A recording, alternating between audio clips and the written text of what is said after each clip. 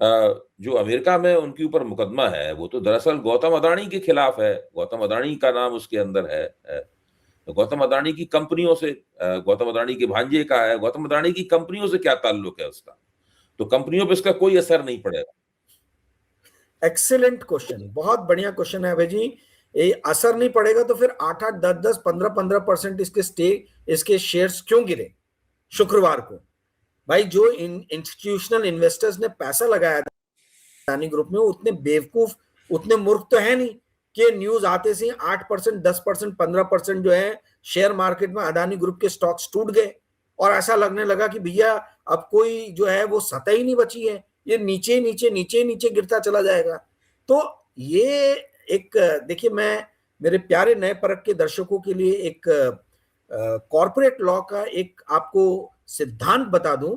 एक doctrine of lifting of corporate veil, well यानी पर्दा, ये एक डॉक्ट्रिन है जो ये कहता है कि कॉर्पोरेट लॉ में कंपनी के बोर्ड ऑफ डायरेक्टर्स और कंपनी को अलग अलग माना जाता है। अलग पर्सन है, कंपनी एक अलग पर्सन है और डायरेक्टर अलग पर्सन है। परंतु corporate doctrine of corporate lifting of corporate veil क्या कहता है कि यदि कंपनी द्वारा कुछ गलत काम हो तो हम वो पर्दे को उठा के देखते हैं कि पर्दे के पीछे कौन है जिसके आदेश या निर्देश पे ये गलत काम हुआ है।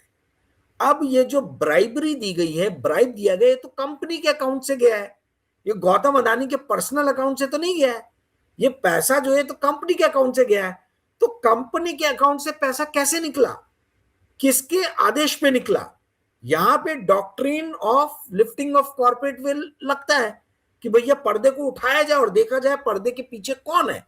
तो ये बहुत ही ज्यादा वीक आर्गुमेंट है, बहुत ही कमजोर लॉजिक है और बहुत ही ज्यादा आप कह लीजिए कि वीक विकेट पे है अगर इस तरीके की ये बात करते हैं, आर्गुमेंट देते हैं कि भैया ये तो कंपनी के ऊपर में इल्जाम लगा, सॉरी, गौतम अदानी के ऊपर में इल्जाम लगा या सागर अदानी के ऊपर में इल्जाम लगा है, तो कंपनी के स्टॉक्स की पिटाई नहीं होनी चाहिए, कंपनी के स्टॉक्स चलने चाहिए, कंपनी स्टेबल है।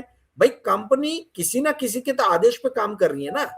अगर भारत सरकार के सोनी है, सोलर एक्सप्लोरेशन, क्या भारत सरकार की कंपनी है SECI, ठीक है, तो ये कंपनी के कर्मचारियों को यदि पैसे घूस के रूप में दिए जा रहे हैं, जो लैपटॉप में सागर अदानी के जो डॉक्यूमेंट्स मिले हैं, जो ईमेल्स मिले हैं और जो गौतम अदानी को एड्रेस किए गए ईमेल्स हैं, तो ऐसा तो कहा नहीं जा सकता कि गौतम अदानी इस चीज को नहीं जानते और किसी ना किसी के निर्देश पे पैसे गए होंगे। और अमेरिका ने इस चीज का केस ठोका है कि आपके ऊपर में मुकदमा चल रहा है SEC में, अमेरिका में, तो जब आपने अमेरिकन इन्वेस्टर से पैसे उठाए बॉन्ड मार्केट के जरिए, तो आपने इस चीज का डिस्क्लोजर क्यों नहीं दिया? गौतम अदानी अमेरिका को इंडिया समझ बैठे थे कि मैं, कोई किसी का बाप मेरा कुछ नहीं बिगाड़ सकता, भारत में जैसे कोई कुछ भी कर ले कोई मेरा कुछ नहीं बिगाड़ सकता, ऐसे अमेरिका भी मेरी जेब में, मेरी मुट्ठी में, वहां की सरकार भी मेरी मुट्ठी में। अब ये वहां फंस गए। अब आप भारत में तो कुछ भी करके बच निकलोगे, अमेरिका में कैसे बच निकलोगे? अब आप बच के निकल के बताओ। तो ये जो इनका जो माइंडसेट है, ये अपने आप में माइंडसेट जो है ना कि चुनी देंगरे नेस्त, मैं ही सबसे बड़ा हूं और बाकी कोई कुछ नहीं है। तो देखिए, लॉ एंड ऑर्डर है दुनिया में, जुडिशरी है दुनिया में, और करप्शन, भ्रष्टाचार सिर्फ गरीब या मध्यम वर्ग के लोगों के लिए नहीं, अमीरों के लिए भी है। अमेरिका में एक से एक बड़े अमीर लोग सलाखों के पीछे गए हैं। ये पूरा डिस्क्लोजर का मामला है कि यदि आप SEC की इंक्वायरी में फंसे हो, और 2 साल से SEC की इंक्वायरी चल रही है, भारत में किसी को खबर नहीं थी जब तक कि ये चीज बाहर निकाल के वहां के न्यूज़पेपर में नहीं छपी। 2 साल से चल रहा था।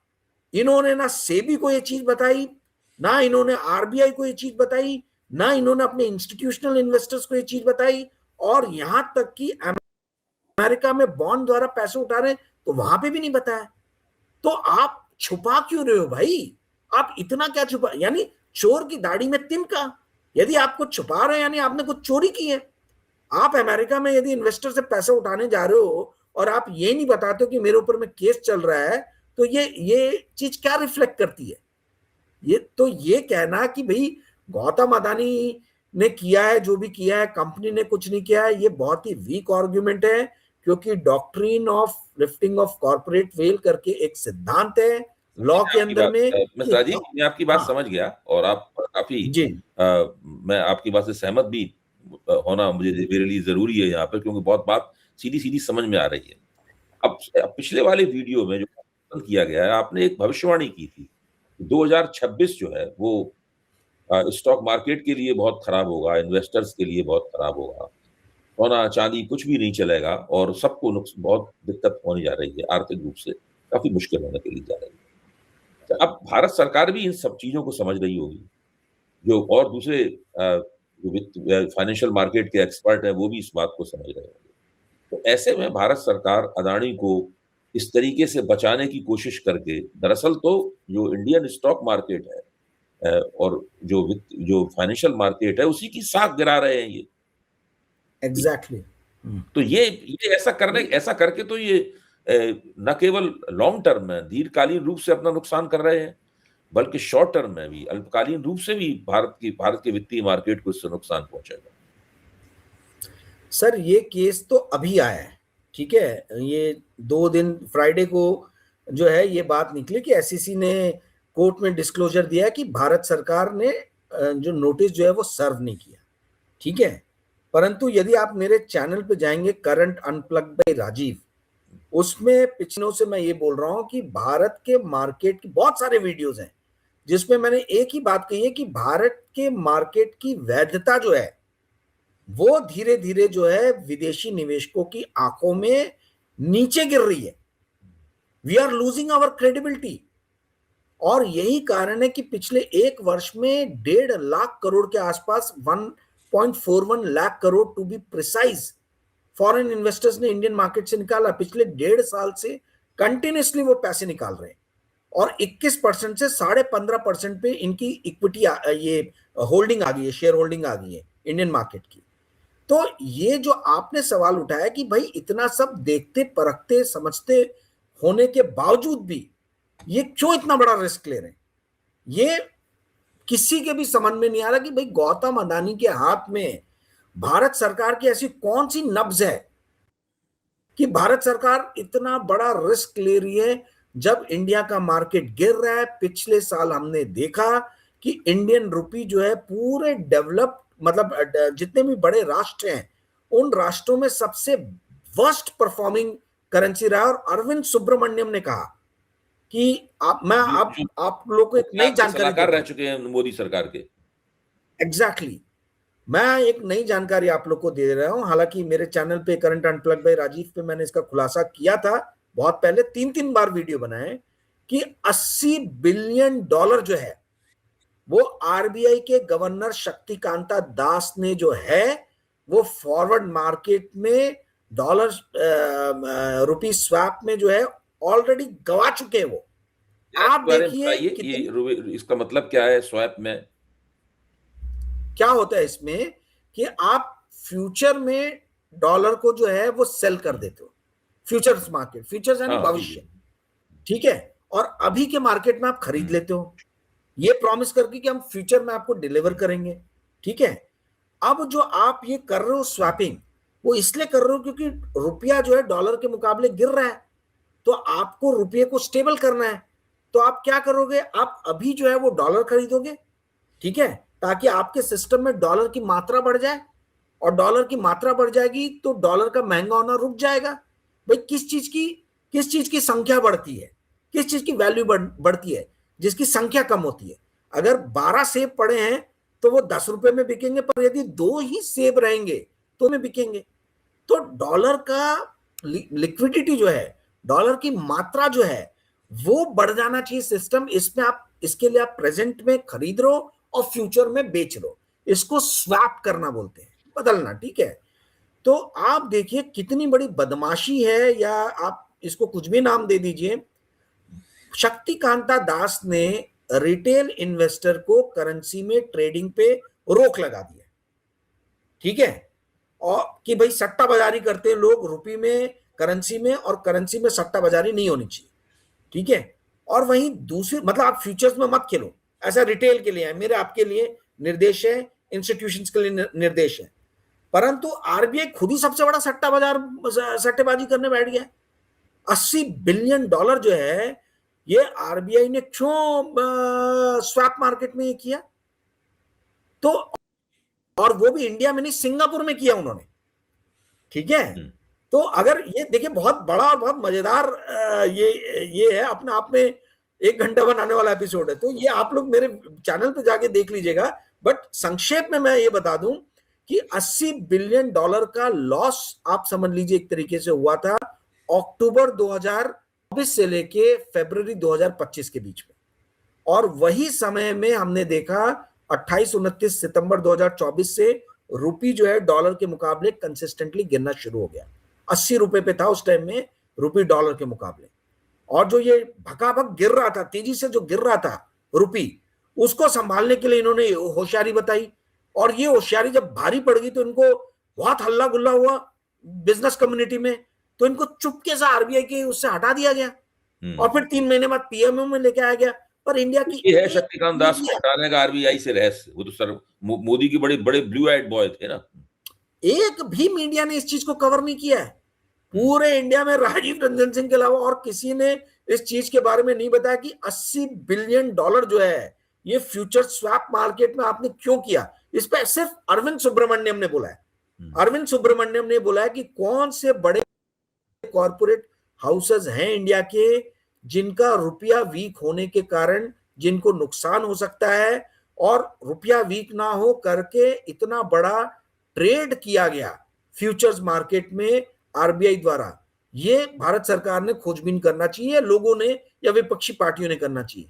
पर ये इस देश का दुर्भाग्य है कि कांग्रेस में भी एक से एक आप कह लीजिए कि इग्नोरेंट लीडर्स भरे हुए हैं।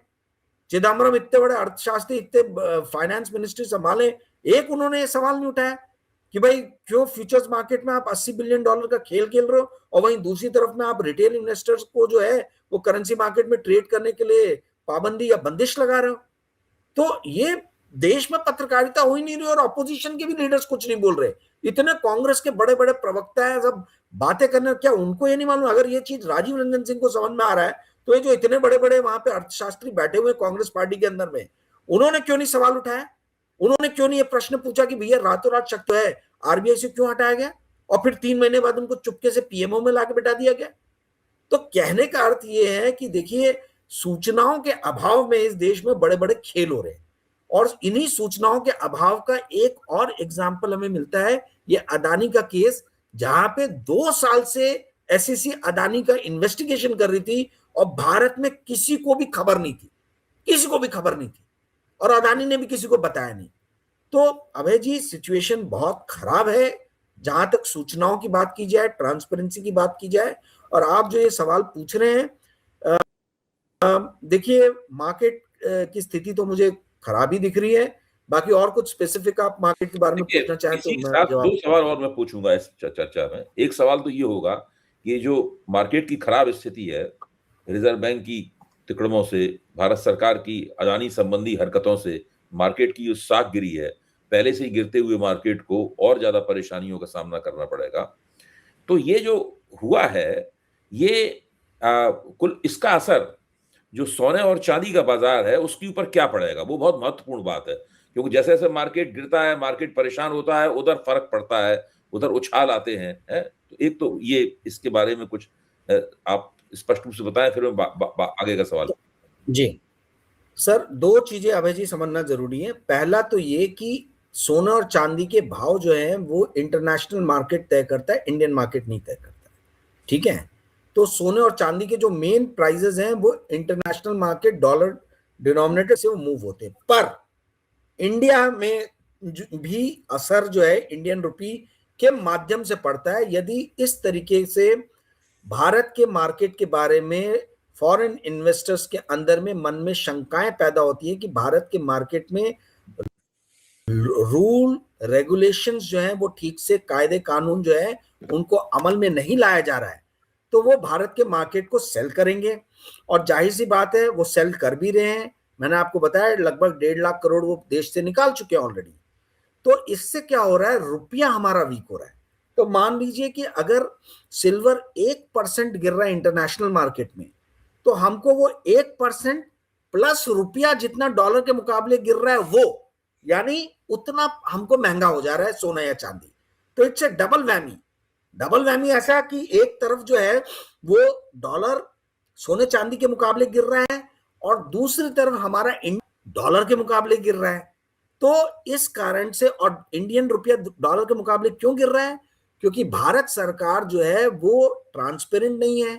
अदानी जैसे कुछ कॉर्पोरेट टाइटन्स है इंडिया में जो अपने मनमाफिक नियम कानून जो है अपने तरीके से बनवा ले रहे हैं, और सेबी से लेके तो भारत सरकार तक सब संलिप्त हैं, सब बचाने में लगी हुई हैं। तो इससे भारत की सरकार की भी साख गिर रही है और भारत के बाजार की भी साख गिर रही है, और चूंकि इन दोनों की साख गिर रही है तो रुपया भी गिर रहा है। तो they are all interrelated, interconnected. तो इस कारण से अच्छा ये भारत के अंदर हो रहा है, और इंटरनेशनल मार्केट में डॉलर जो है वो वीक हो रहा है सोना चांदी के मुकाबले। इसीलिए इंडिया के अंदर में सोना चांदी ज्यादा महंगा हो रहा है बनिस्पत इंटरनेशनल मार्केट।